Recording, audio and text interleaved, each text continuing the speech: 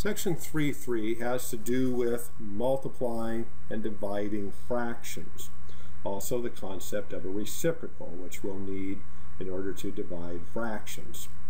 Remember some words from the first chapter. Product is the answer to a multiplication problem, and quotient is the answer to a division problem. So when we're multiplying fractions, the rule is basically we multiply straight across. So on problem number 1 in our homework, 1 times 2 is 2, 5 times 5 is 25. Let's double check to make sure we have it all simplified. We do, and we're done. Now the second part is we can do things a couple of ways when we multiply or divide fractions.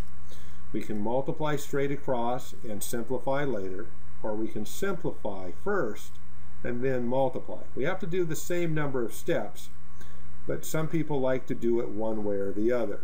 I personally like to simplify first and then multiply, because then I'm working with smaller numbers.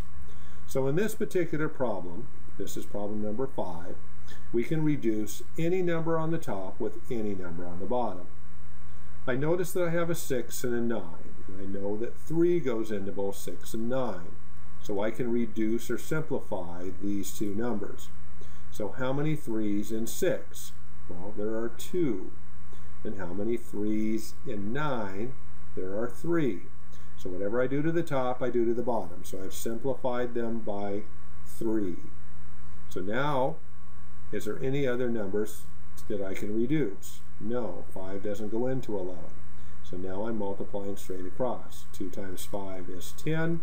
3 times 11 is 33. I've already simplified because I did that before I multiplied, and I have my answer.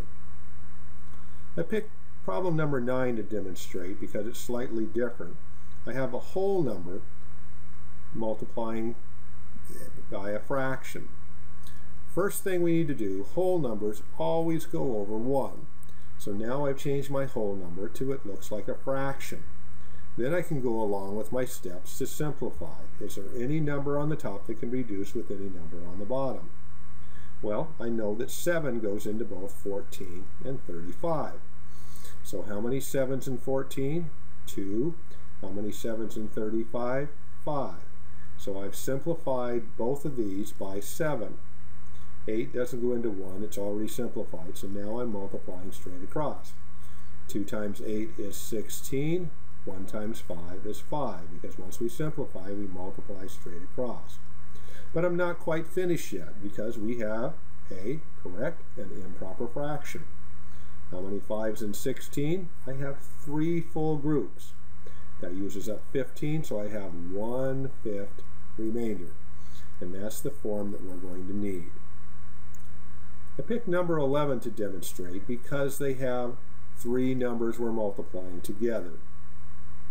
So again, we're looking for any number on the top with any number on the bottom to simplify before we multiply. We could multiply straight across if we wanted, but those are going to get pretty big numbers by the time we multiply 9, 16, and 8. So let's see if we can get them a little smaller before we multiply. Well, I noticed that 3 goes into 9. So how many 3's in 3? 1. 3's in 9. 3. Okay. I could take the 4 into 16, but I could also take the 4 into 8. So I'm going to take it into 8. So 4 goes into 4 once, 4 goes into 8 twice. So I have 5. It doesn't go into either 16, 3, or 2 anymore. So I'm pretty much done with my reducing. Well, that's a lot smaller to multiply. Instead of 3 times 4 times 5, that would have been 60. Instead, I have 5 when I multiply straight across. 1 times 1 times 5.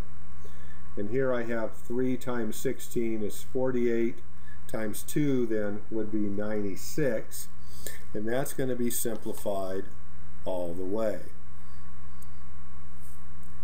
Okay? Because we've already done all of our simplification before we multiply. The next concept we need to talk about is a reciprocal. And reciprocal basically means to flip.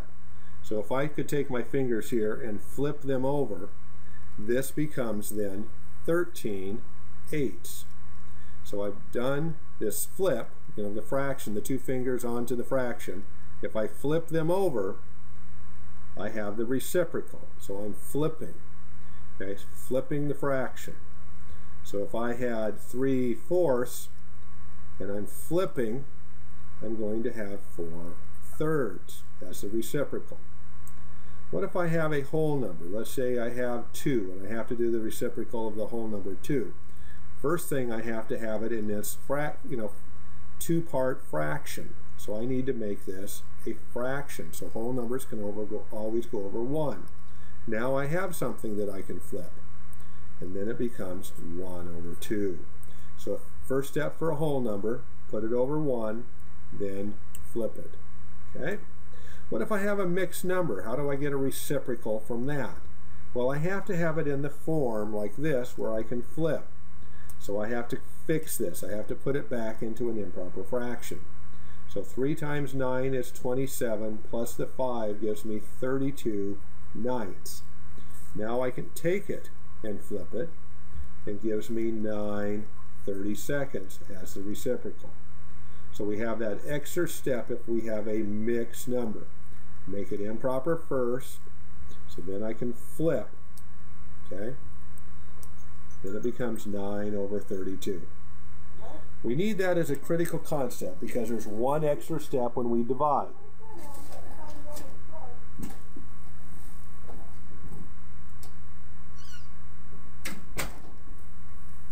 Some of you may have noticed, okay, we have to do the reciprocal then. So we have 9/20, do the reciprocal, 15/14, and that becomes a times then.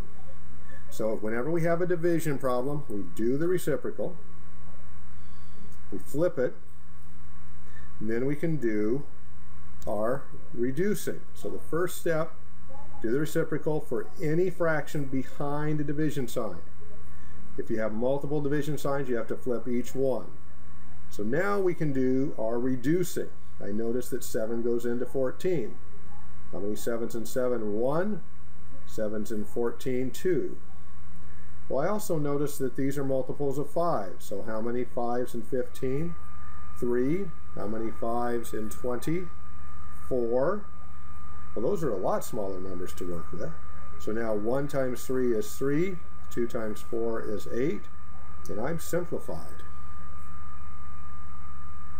So let's take a look at this one. Anything behind the division sign gets flipped, so we have to rewrite our problem. Okay. Well, we notice that 13 goes into 13. 2 will go into 8. How many 2s in 2? 1. 2s in 8, 4. So 1 times 4 is 4. 1 times 1 is 1. We can leave it like this, but normally we don't write things. We just write it as a whole number for 4. All right? Let's do one more. How about 21/40 divided by 9/28? Okay? First step, remember, we are going to flip any fraction behind a division sign and change it to a multiplication. So we're going to rewrite this problem times 28/9. All right? So I notice that 4 goes into both 40 and 28. It gives me a 7 and a 10. I notice that 3 goes into both 9 and 21. So there's 3 and 7. So there's nothing else that reduces. 7, 10, 7, 3. Okay, so now we're straight across multiplication. We're going to have 49/30. So how many 30s in 49? We're going to have 1, and we're going to have 19/30ths left over.